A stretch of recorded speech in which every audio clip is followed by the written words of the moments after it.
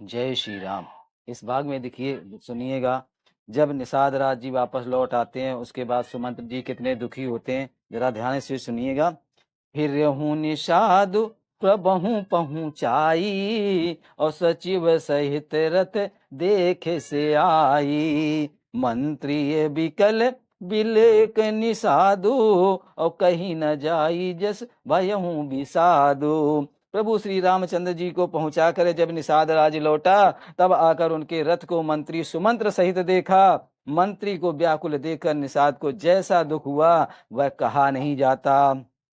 राम राम सिय लखन पुकारी, और परहु धनन तल व्याकुल भारी। देख दखिन दिस है हिन नानी, और जन बिनु पंख बिहगे अकुलानी। निषाद को अकेले आया देख सुमंत्र हा राम हा सीता हा लक्ष्मण पुकारते हुए बहुत व्याकुल होकर धरती पर गिर पड़े। रथ के घोड़े दक्षिण दिशा की ओर जिधर श्री रामचंद्र जी गए थे देख देख कर निनाते हैं, मानो बिना पंख के पंछी व्याकुल हो रहे हैं। नहीं तन चर न पियहि जलो, मोचहि लोचन बारी। और व्याकुल भये निषाद सब, रघुबर बाज निहार।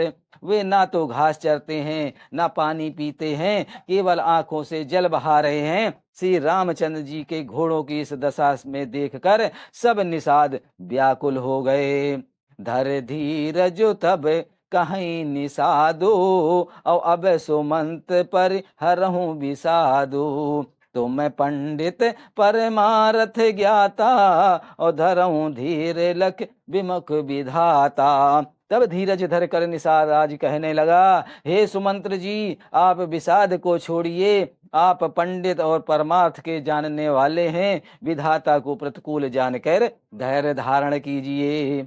विविध कथा कही कही मृदुबानी, और रथ बैठार्यूं बर बसयानी। शोक शिथिल रथो सकई नहा की, और रघुवीर विरहि पीर उर बाकी।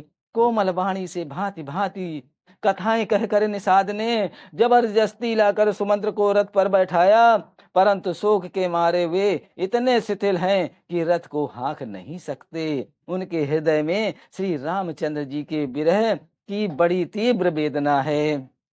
चर फराही मग चलही न घोरे, और बन मृग मनहु आनि रथ जोरे।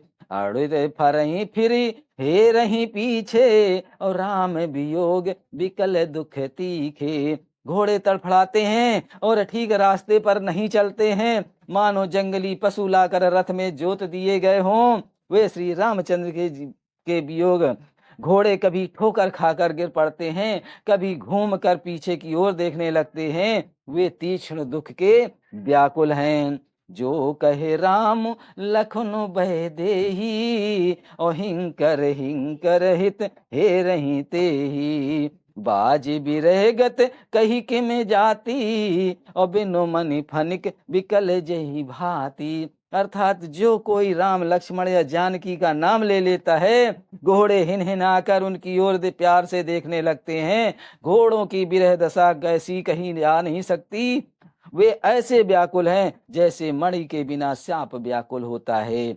भयहूं निषाद विषाद बस, देखत सचिव तुरंग। बोल सुसेवक चारि तब दिए सारथी संग। अब सुनिए निषाद राज ने क्या किया सुमंत्र जी के लिए। मंत्री और घोड़ों की यह दशा देखकर निषाद राज विषाद के बस हो गया। तब उसने अपने 4 उत्तम सेवक बुलाकर सारथी के साथ कर दिए। गुह सारथई फिरहु पहुँचाई, और बिरहु विषाद बरन नहीं जाई। चली अवध ले रथई निषादा, और होई छनई छन मगन विषादा। निषाद राज ग्रह गो सारथी सुमंत्र जी को पहुंचाकर विदा करके लौटे। उनके विरह और दुख का वर्णन नहीं किया जा सकता। वे चारों निषाद रथ लेकर अवध को चले। सुमंत्र और घोड़ों को देख देख कर वे भी क्षण क्षण भर विषाद में डूब जाते हैं।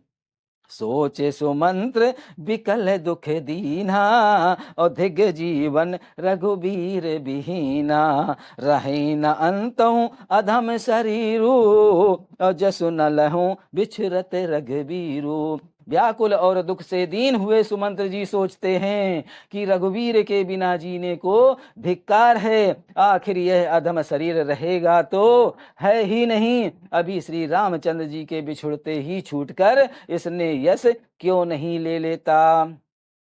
भय अजम अग भाजन प्राणा, और कवन हेतु नहीं करत पयाना। अहे मंद मनु अवसर चूका, वजहुन हृदय होत दुख टूटा। ये प्राण अपयश और पाप के भाड़े हो गए, अब ये किस प्रकार कूच नहीं करते, निकलते नहीं। हाय नीच मन, बड़ा अच्छा मौका चूक गया, अब भी तो हृदय दो टुकड़े नहीं हो जाते। मीजे हाथ सिर धिनु पछताई, और मनहु कृपन धन राशि गवाई। बिरदे भांति बर वीरु कहानी कहाई, और चलहु समरजन सुभट पराई। सुमंत्र हाथ मल मल कर और सिर पीट पीट कर पछताते हैं, मानो कोई कंजूस धन का खजाना खो बैठा हो। वे इस प्रकार चले मानो कोई बड़ा योद्धा वीर का बाना पहनकर और उत्तम सूरवीर कहलाकर युद्ध से भाग चला हो। विप्र विवेकी भेद विदे, संपत साधु सुजाति, और जिम धोखे मद पान करे, सचिव सोचत ही भांति। जैसे कोई विवेकशील वेद का ज्ञाता, साधु संमत आचरणों वाला और उत्तम जाति का कुलीन ब्राह्मण धोखे से मदिरा पी ले और पीछे पछताए, उसी प्रकार मंत्री सुमंत्र सोच कर रहे हैं, पछता रहे हैं। जिम कुलीन तिय साधु सयानी, और पति देवता करम मन बानी। रहे करम बस परिहर नाहू, और सचिव हृदय जिम दारनु नाहू दाहू। जैसे किसी उत्तम कुल वाली साधु स्वभाव की समझदार और मन वचन कर्म से पति को ही देवता मानने वाली पतिव्रता स्त्री को भाग्यवश पति को छोड़कर पति से अलग रहना पड़े, उस समय उनके हृदय जैसी भयानक संताप होता है, वैसे ही मंत्री के हृदय में हो रहा है। लोचन सजल ढीठ भई थोरी, और सुनहि न समन विकल मत भोरी। सो कहीं अधर लागे मुँह लाटी, और जीव न जाई और अवधि कपाटी। नेत्रों में जल भरा है, दृष्टि मंद हो गई है, कानों से सुनाई नहीं पड़ता है, व्याकुल हुई बुद्धि बेठिकाने हो रही है, ओठ सूख रहे हैं, मुंह में लाटी लग गई है, किंतु ये सब मृत्यु के लक्षण हो जाने पर भी प्राण नहीं निकलते, क्योंकि हृदय में अवध रूपी किवाड़ लगे हैं, अर्थात 14 वर्ष बीत जाने पर भगवान फिर मिलेंगे, ऐसा आशा रुकावट डाल रही है। विवरण भयउ न जाई निहारी, और मार से मनऊ पिता महतारी। हानि गलानि विपुल मन व्यापी, और जमपुर पंत सोच जिम पापी। सुमंत्र जी के मुख का रंग बदल गया, जो देखा नहीं जाता, ऐसा मालूम होता है मानो उन्होंने माता पिता को मार डाला हो। उनके मन में राम वियोग रूपी हानि की महान ग्लानि पीड़ा छा रही है, जैसे कोई पापी मनुष्य नरक को जाता हुआ रास्ते में सोच रहा है। बचन न आव हृदय पछताई, और अवध काहे मैं देखब जाई। राम रहित रत देख ही जोई, और सकुच ही मोहि बिलोकत सोई। मुंह से वचन नहीं निकलते, हृदय में पछतावे हैं कि मैं अयोध्या में जाकर क्या देखूंगा। श्री रामचंद्र जी के शून्य रथ को जो भी देखेगा वही मुझे देखने में संकोच करेगा, अर्थात मेरा मुंह नहीं देखना चाहेगा। धाई पूछई मोहि जबे, विकल नगर नर नारी। उतरु देव मैं सबहि तबे, हृदय बज्जु बैठारी। नगर के सब व्याकुल स्त्री पुरुष जब दौड़कर मुझसे पूछेंगे, तब मैं हृदय पर वज्र रख कर सबको उत्तर दूंगा। पूछहि दीन दुखित सब माता, और कहब काही मैं तिन्हि विधाता। पूछहि जबई लखन महतारी, और कहियऊँ कवन संदेश सुखारी। अब देखिएगा सुमंत्र जी क्या सोच रहे हैं। जब दीन दुखी सब माताएं पूछेंगी तब हे विधाता मैं उन्हें क्या कहूंगा। जब लक्ष्मण जी की माता मुझसे पूछेंगी तब मैं उन्हें कौन सा सुखदाई संदेशा कहूंगा। राम जनन जब आयई धाई, और सो मेरे बच्चु जम धेनु लवाई। पूछत उतर देवो मैं तेही, और गे बनु राम लखनु वैदेही। श्री राम जी की माता इस प्रकार दौड़ कर आवेंगी जैसे नई ब्याही हुई गौ बछड़े को याद करके दौड़ी आती है। तब उनके पूछने पर मैं उन्हें उत्तर क्या दूंगा। श्री राम लक्ष्मण सीता बन को चले गए। जोई पूछई तेहि उतरु देवा, और जाई अवध अब यही सुख लेवा। पूछई जबई राहु दुख दीना, और जीवन जासु रघुनाथ अधीना। जो भी पूछेगा उसे यही उत्तर देना पड़ेगा, हाय अयोध्या जाकर अब मुझे यही सुख लेना है। जब दुखी से दीन महाराज जिनका जीवन रघुनाथ जी के दर्शन के ही अधीन है मुझसे पूछेंगे तब मैं क्या उत्तर दूंगा। देखऊं उतर कौन मुँह लाई, और आयहूँ कुशल कुंवर पहुँचाई। सुनत लखन सिय राम संदेशो, और तृण जमु तनु परिहरहि नरेशो। तब मैं कौन सा मुंह लेकर उन्हें उत्तर दूंगा कि मैं राजकुमारों को कुशल पूर्वक पहुंचाया हूँ। लक्ष्मण सीता और श्री राम का समाचार सुनते ही महाराज तिनके की तरह शरीर को त्याग देंगे। हृदय न विदरहूं पंकज में, बिछुरत प्रीतम नीर। और जानत हो मोहि दीन विदे, यहु यातना शरीर। प्रीतम श्री राम जी रूपी जल के बिछुड़ते ही मेरा हृदय कीचड़ की तरह फट नहीं गया। इससे मैं जानता हूं कि विधाता ने मुझे यह यातना शरीर ही दिया है जो पापी जीवों को नरक भोगने के लिए मिलता है। यही विद करत पंथ पछितावा, और तम सातिर तुरत रथुआवा।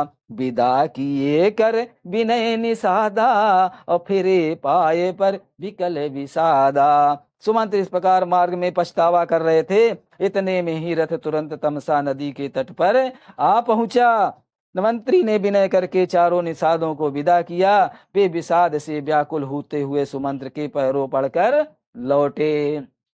पैठत नगर सचिव सकुचाई, और जनु मार से गुर बाझन गाई। बैठ बिटप तर दिवस गवावा, और साज समय तब अवसर पावा। नगर में प्रवेश करते मंत्री ग्लानि के कारण ऐसे सकुचाते हैं मानो गुरु ब्राह्मण और गौओं को मार कर आए हों। सारा दिन एक पेड़ के नीचे बैठकर बिताया, तब जब संध्या हुई तब मौका मिला। अवध प्रवेश कीने अंधियारा, और बैठे भवन पट राखी दुआरा। जिन जिन समाचार सुन पाए, भूप द्वार रथ देखने आए। अंधेरा होने पर उन्होंने अयोध्या में प्रवेश किया और रथ को दरवाजे पर खड़ा करके वे चुपके से महल में घुसे। जिन जिन लोगों ने यह समाचार सुन पाया वो सभी रथ देखने को राजद्वार पर आए। रथ पहिचान नहीं बिकल लखी घोरे, और गरही गात जिम आतप ओरे। नगर नारी नर व्याकुल कैसे, और निगटत नीर मीन गन जैसे। रथ को पहचान कर और घोड़ों को व्याकुल देख कर उनके शरीर ऐसे गले जा रहे हैं, क्षीण हो रहे हैं जैसे घाम में ओले। नगर के स्त्री पुरुष कैसे व्याकुल हैं, जैसे जल में घटने पर मछलियां व्याकुल होती हैं। सचिव आगमन सुनते सबे, विकल भयऊ रनिवास। और भवनु भयंकर लागते, मानहु प्रेत निवास। मंत्री का अकेले ही आना सुनकर सारा रनिवास व्याकुल हो गया। राजमहल उनको ऐसा भयानक लगा मानो प्रेतों का निवास स्थान शमशान हो गया हो। अति आरती सब पूछही रानी, और उतरी न आव बिकल भई बानी। सुनई न श्रवण नयन नहीं सूझा, और कहूँ कहान तेहि बूझा। अत्यंत आर्त होकर सब रानियां पूछती हैं, पर सुमंत्र को कुछ उत्तर नहीं आता। उनकी वाणी विकल हो रही है, रुक गई है, न कानों से सुनाई पड़ता है, न आंखों से कुछ सूझ रहा है। जो भी सामने आता है उससे पूछते हैं, कहो राजा कहाँ हैं। दासिन दीक सचिव बिकलाई, और कौशल्याग्र गई लवाई। जाय सुमंत्र दीखे कस राजा, और अमियो रहित जन चंदु बिराजा। दासियां मंत्री को व्याकुल देखकर उन्हें कौशल्या जी के महल में लिवा गईं। सुमंत्र ने जाकर वहां राजा को कैसा बैठा देखा, मानो बिना अमृत का चंद्रमा हो। आसन शयन विभूषण हीना, और परहु भूमि तल निपट मलीना। ले उसासु सोच यही भांति, और सुरपुर तेजन खसे उजता जजाति। राजा आसन सैया और आभूषणों से रहित, बिल्कुल मलिन उदास पृथ्वी पर पड़े हुए हैं। वे लंबी सांस लेकर इस प्रकार सोच रहे हैं, मानो राजा ययाति स्वर्ग से गिरकर सोच कर रहे हों।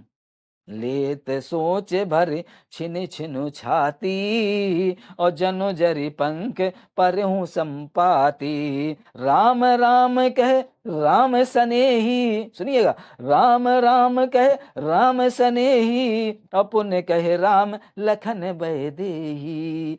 राजा क्षण क्षण में सोच से छाती भर लेते हैं। ऐसे विकल दशा है मानो गीधराज जटायु का भाई संपाति पंखों के जल जाने पर गिर पड़ा हो। राजा बार बार राम राम, हा राम स्नेही प्यारे राम कहते हैं, फिर हा राम, हा लक्ष्मण, हा जानकी ऐसा कहने लगते हैं। देख सचिव जय जीव कही, की नहीं दंड प्रणाम। सुनत उठो व्याकुल नृपते, कहो सुमंत्र कह राम। मंत्री ने देखकर जय जीव कहकर दंडवत प्रणाम किया।